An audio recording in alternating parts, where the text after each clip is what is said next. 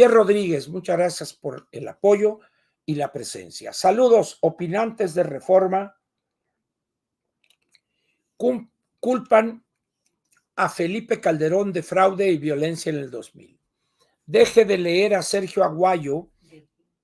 ¿Perdón?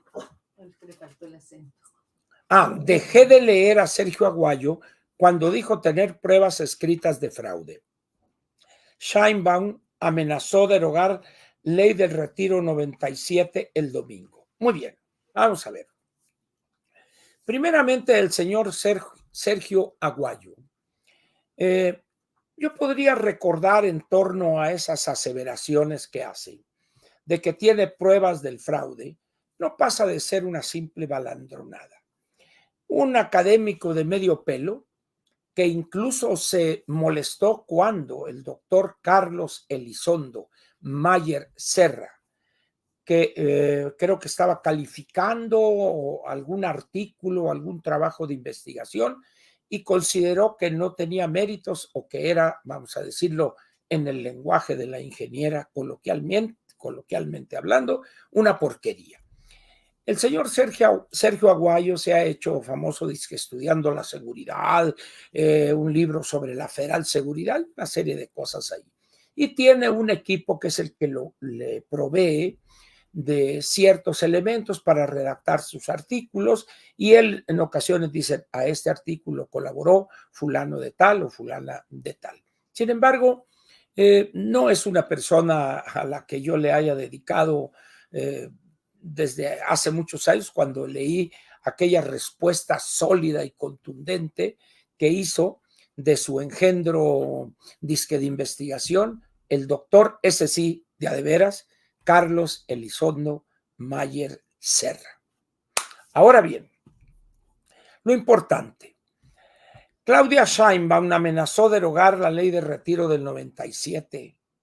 Muy bien, ¿qué es lo que sucede? Miren, uno de los problemas que tienen los regímenes autoritarios y que tienen al mismo tiempo un régimen democrático o un mecanismo democrático para cambiar, para entregar el poder de uno que lo ostenta hoy y que lo obtuvo democráticamente al siguiente, es el servilismo que exhiben o dejan ver aquellas personas que están buscando el favor del autoritario, del cacique pueblerino. México es de esos países. La doctora anticientífica Sheinbaum ha hecho gala desde hace varios años de esa abyección, de esa falta de dignidad profesional y personal ante el bulto López Obrador. Para ella, lo único que importa es mostrarse dócil, obsecuente, repetir las estupideces que dice el bulto, adecuarlas al momento, copiar su tono de voz, sus pausas, y con eso piensa que le será suficiente por el apoyo consecuente o inherente a esa decisión que tomó el bulto de favorecerla con la candidatura, porque además sabe que hay recursos ilimitados, bien o mal habidos, que 22 gobernadores de los estados más el jefe de gobierno de la Ciudad de México están a querer y no trabajando a su favor con recursos humanos, materiales, financieros, etcétera, etcétera. Entonces, ella es capaz de tragar los sapos más feos, más horribles, con tal de quedar bien con el Todopoderoso. Muy bien. Ese sería el contexto. Cuando ella habla de la ley de retiro del 97, es la ley del sistema de ahorro para el retiro en 1997. Muy bien. El problema con la anticientífica es su ignorancia en ciertas materias de la gobernación. La CONSAR, y aquí he detallado los 5 apuntes sobre el SAR, y hay uno, el 4 creo que es, dime si direte sobre el SAR, donde se hace un análisis detallado de los efectos de la nueva transición demográfica que hace inviable todo sistema de reparto. La señorita esta rarotonga, la del pelo enchinado, que está en Bucareli, que dice ella que es secretaria de Gobernación, no lo es, no tiene ni idea lo que es ser secretaria de Gobernación en un país como este. Una oficina donde estuvo un Jesús Reyes Heroles, por ejemplo. ¿Ya? Entonces, que llegue esta joven imberbe, pues es una tomada de pelo eso. A los que tienen, a mí, no me incluyan ahí. Entonces, ¿por qué hubo que cambiar o por qué dejar el sistema de reparto, que es como se le conoce? El sistema de reparto consiste en lo que se llama beneficio definido, a diferencia del sistema de cuentas individuales, que es aportación definida. La diferencia consiste en lo siguiente. En el caso de los sistemas de reparto o de beneficio definido, es que hay una fórmula, un modelo matemático que toma en cuenta un cierto número de factores que van semanas cotizadas, niveles de cotización, el salario base de cotización de los últimos 5 años previos al retiro, etcétera, o a la pensión, su estado civil, etcétera, etcétera. Y con base en esa fórmula, que es un modelito matemático muy simple, se determina cuánto es lo que le toca. Es decir, ese beneficio está definido en la fórmula que está en la vieja ley del 73 del Seguro Social. Muy bien. Pero ¿qué es lo que pasa en el transcurso del tiempo? Esa fórmula que está plasmada en la ley del 73 ya registraba, pero no nos interesó tomarlo en cuenta, ya se empezaban a ver algunos problemas de tipo demográfico en México. Pero ¿por qué no se tomaron en cuenta? Porque el Seguro Social, al entrar en operación allá por el año 43, 30 años después, los siguientes años iban a haber pensionados, pero en un número relativamente pequeño. Y la cantidad que había acumulada servía o alcanzaba para esos que se veía en los siguientes años. Entonces, no había signos de alarma alguna. Pero cuando cambia ya abiertamente la situación demográfica en México, donde teníamos una tasa de natalidad del 3.1, 3.4 llegamos a tener en un decenio, muchos niños, el promedio en 1970 fue de casi 7 hijos por mujer, y con un país en las condiciones que México era, en ese momento, ay, dices, ¿y cómo le voy a hacer? Entonces empezamos a prestarle atención a eso.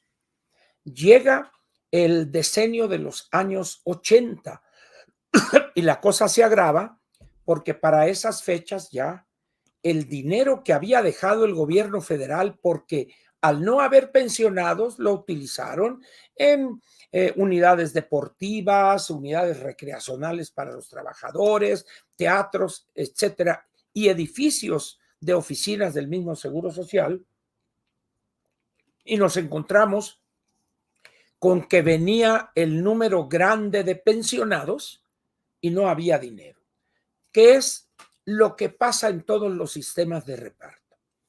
Al mismo tiempo, el número de hijos desciende.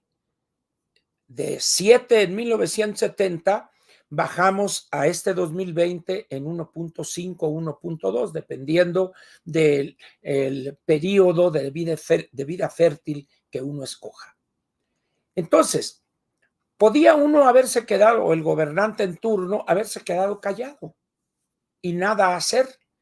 Y la carga para seguir pagando las pensiones del 73 seguiría afectando en mayor medida todavía a las finanzas públicas.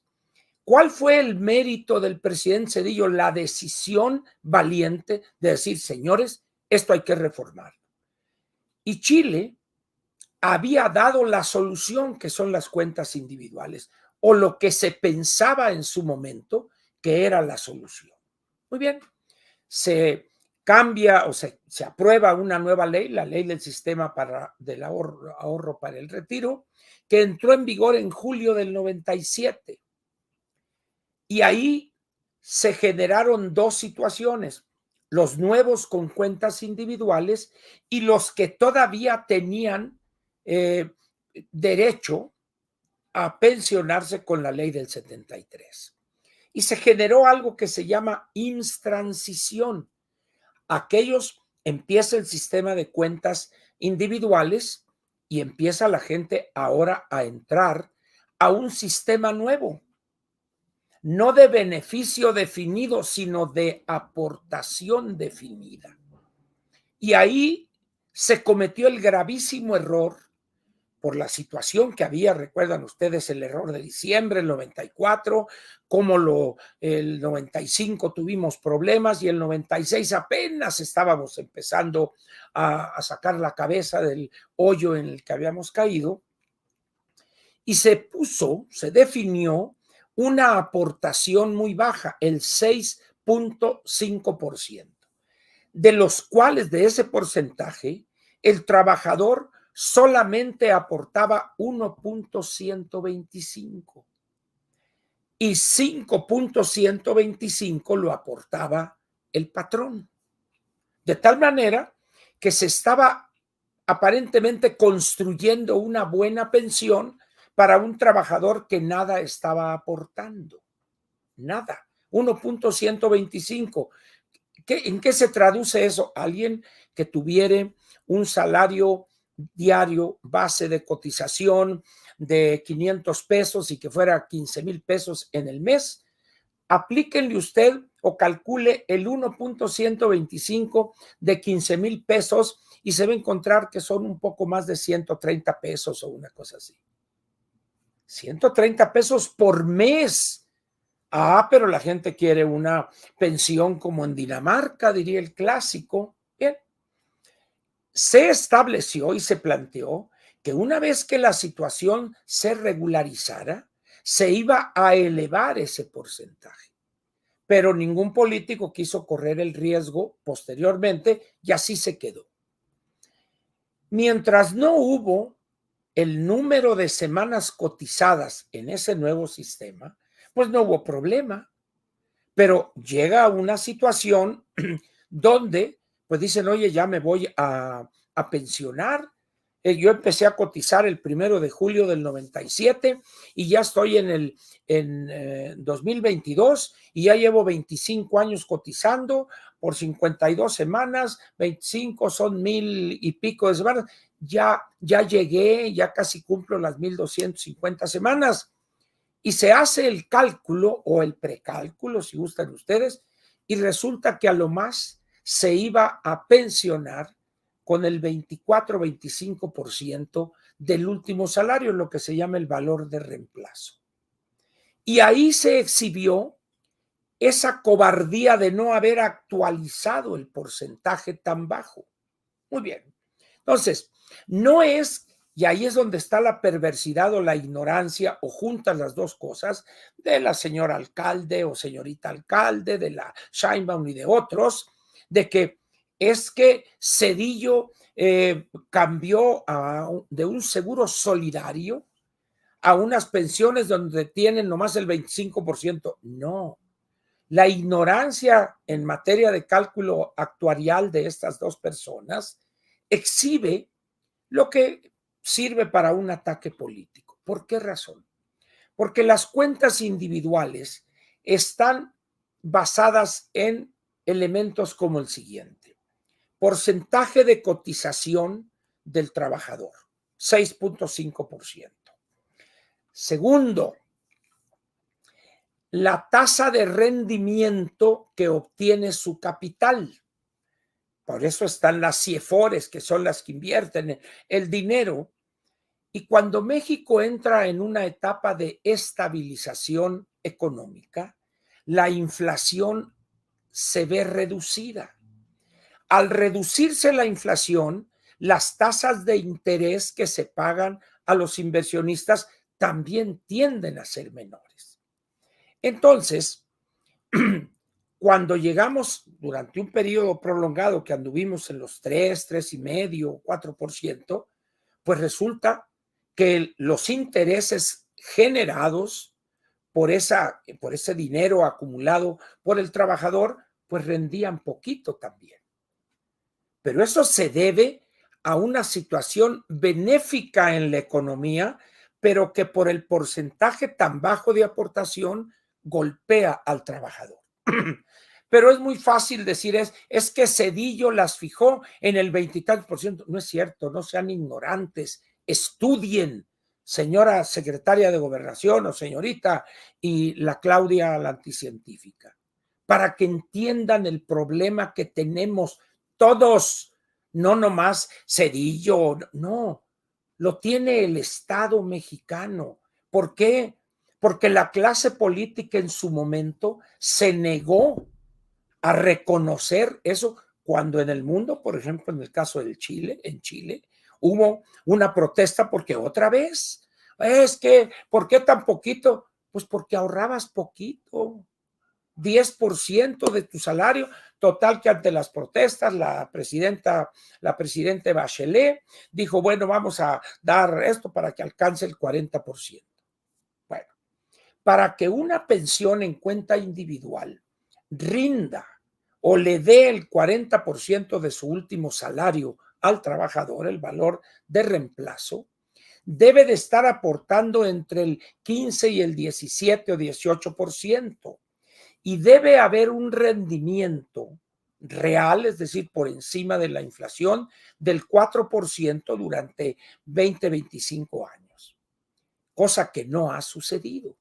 Entonces, ahora bien, ¿cuál de los dos métodos es mejor que el otro? No es mejor o peor, sino que ya el sistema viejo, que la secretaria de Gobernación le llama solidario, no es cierto. No es solidario, es un sistema que se llama de reparto, que todos los trabajadores aportan en una olla para que el que se vaya pensionando de ahí se toma. Pero eso no es ser solidario.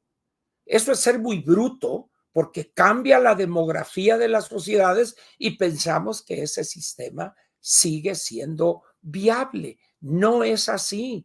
Por eso hoy Estados Unidos, Canadá, Reino Unido, todos aquellos países que no han decidido por razones políticas cambiar del sistema de reparto al de cuentas individuales, tienen una carga en sus finanzas públicas, el caso de Francia, por ejemplo, donde se pensionaban a los 60 años.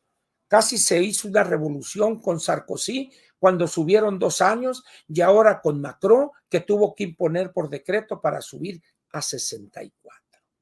Es decir, el problema es más complejo que lanzarle la culpa a un expresidente o a otro. Entonces, la ignorancia, pues, o la perversidad, o ambas cosas, generan confusión. Y la confusión lleva a decisiones estúpidas, por no decir otra cosa. El presidente este 5 de febrero, cuando envió el paquete de iniciativas, habla de derogar la ley del 97 de las cuentas individuales. El único problema es que para derogarla requiere las 2/3 partes de los senadores y diputados y no los tiene. Entonces, dice él, vamos a pagarle con recursos del erario un copete, un pilón al que se vaya a pensionar con la ley del 97 cuando cumpla 750 semanas, no las 1,250, sino bajaron el periodo de cotización, es decir, menos dinero del trabajador, pero no hay problema, yo te lo pongo. Muy bien. Y va a ser, dice, la pensión que le van a otorgar a él, el salario promedio de cotización del IMSS del año anterior al que se va a pensionar. Ahorita creo que son 16,700 pesos. Pero, de acuerdo con las características financieras de las cuentas individuales, prácticamente la pensión promedio estará entre 5 y 6,000 pesos en el mejor de los casos. ¿Por qué?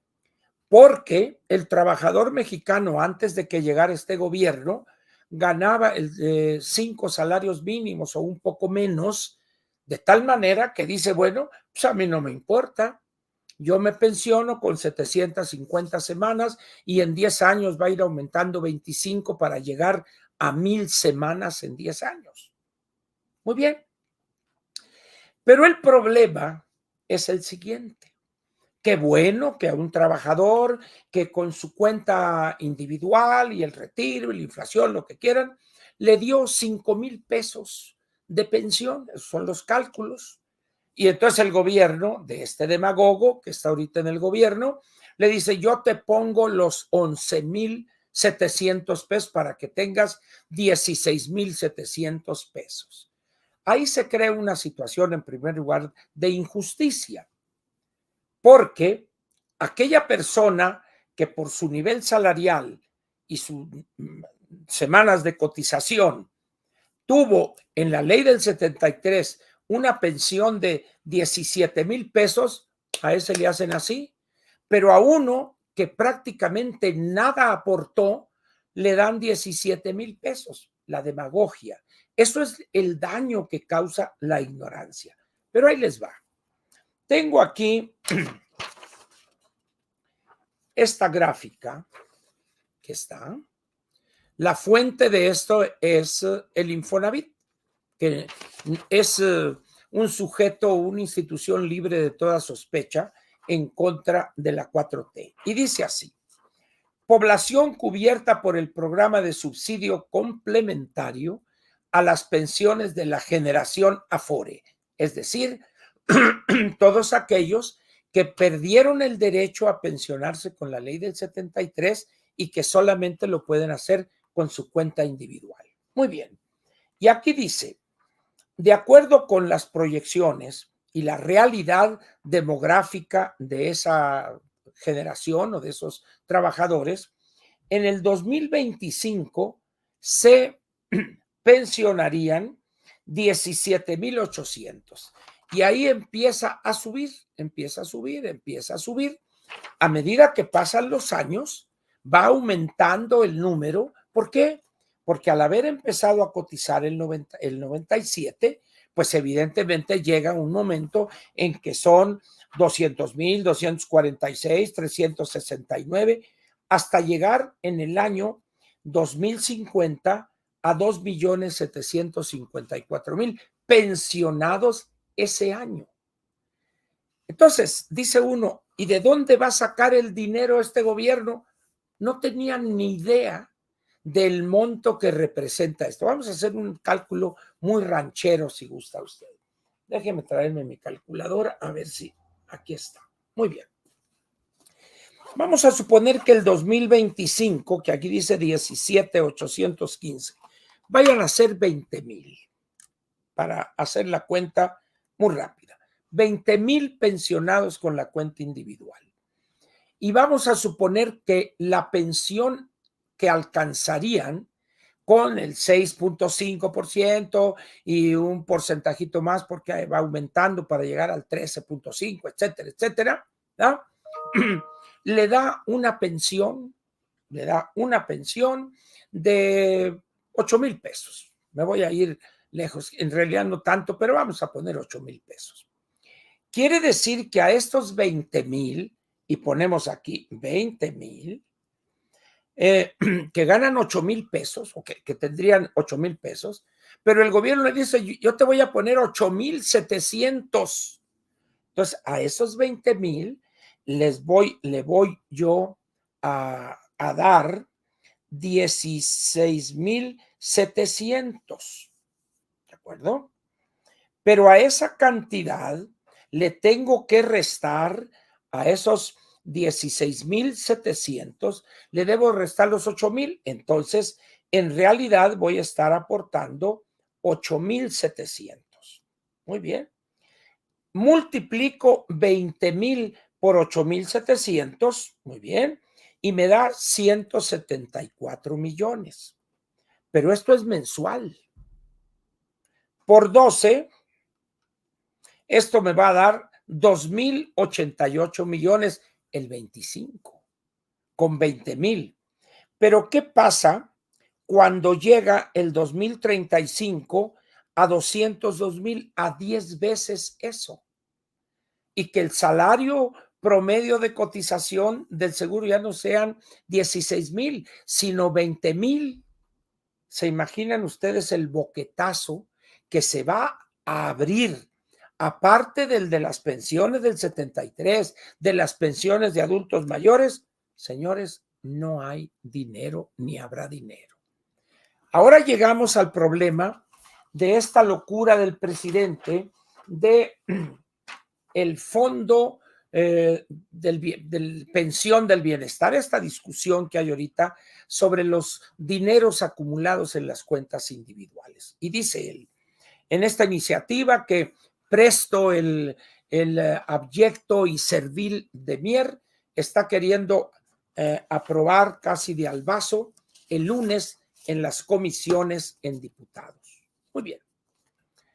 Dicen ellos, vamos a tomar, decían ellos, porque hubo un cambio ahí, que todas aquellas cuentas individuales correspondientes a personas que lleguen a los 70 años, que lleguen, y no decía estén trabajando o no, le tuvieron que cambiar por las presiones, dice inactivas, cuentas de individuos que lleguen a los 70 años y que sus cuentas estén inactivas, es decir, no estén trabajando o están en la informalidad. Ese dinero lo agarro, venga para acá, lo pongo en un fideicomiso que no se sabe bajo qué reglas, qué condiciones, etcétera, para poder pagarle el copete, aquel pilón, a aquellos que alcanzaban 6,000 pesos, pero para llegar a 16,700 el gobierno tiene que ponerle 10,000, 11,000 pesos mensuales. Pero como no los tiene, se le hace fácil agarrarlos de esas cuentas que no se mueven. Bueno, después de que vieron las reacciones, ya pusieron ahí una salvedad donde dice las cuentas inactivas. Muy bien. Conclusión primera. Si usted no quiere que toquen su dinero, trabaje. Es decir, ahorita por la crisis o por la situación, cada vez más personas que tienen más de 70 años están trabajando. Entonces, a esas personas no se les tocaría nada. A las personas que por alguna razón no cotizan, agarrarían ese dinero. Y dicen, pero se conservaría su derecho y si reclaman, etcétera, etcétera. Pero ¿cuál es aquí el punto perverso, el punto fino, vamos a decir? Que esos dineros no son del gobierno. Esos dineros tienen dueño y su propiedad es imprescriptible. Es decir, no puede una reforma legal quitar de un plumazo, quitarles ese dinero. No pueden. Bueno, pero este hombre piensa que todo lo puede hacer. Pero lo que deja ver aquí este gobierno en esta medida insensata es que no tienen un 5 ni siquiera para pagar lo que dijeron que ellos iban a aportar para justicia y que pensión universal. Otra vez actuando sin medir las consecuencias de sus dichos. Vamos a ver qué sucede en diputados. Lo más probable es que como tienen el control puedan aprobarlo. Habrá que ver qué pasa en el Senado de la República. Ahora bien, ¿a quién está dañando esta reforma si se llegara a aprobar y a entrar en vigor? Al siguiente gobierno. De tal manera, ¿se acuerdan ustedes cuando yo dije que era irrelevante quién llegare a la presidencia? Llegue Xóchitl o llegue Claudia, les golpearía esto en las finanzas públicas y al recorte brutal que van a tener que hacer el año próximo, la que sea, la que llegue, habría que agregarle este otro golpe. Eso les da a ustedes una idea de la incapacidad para gobernar y del servilismo de personajes arrastrados como Mier, que está buscando ser senador de la República. Esa es la característica de este gobierno. ¿Qué va a suceder con esta reforma? Bueno, pues vamos a ver qué pasa. Recuerden ustedes que el periodo ordinario termina el 30 de abril. El 30 de abril. Es decir, si el lunes 15 en comisiones, pues quedarían 4, quedarían 7, 5 o 6 sesiones a lo máximo. Pero tendrían que mandarla al Senado, recibirla, mandarla a comisiones, discutirla, elaborar un dictamen, llevarla al Pleno. Es decir, es una locura, pero lo están haciendo porque no tienen un 5. Esa es la realidad.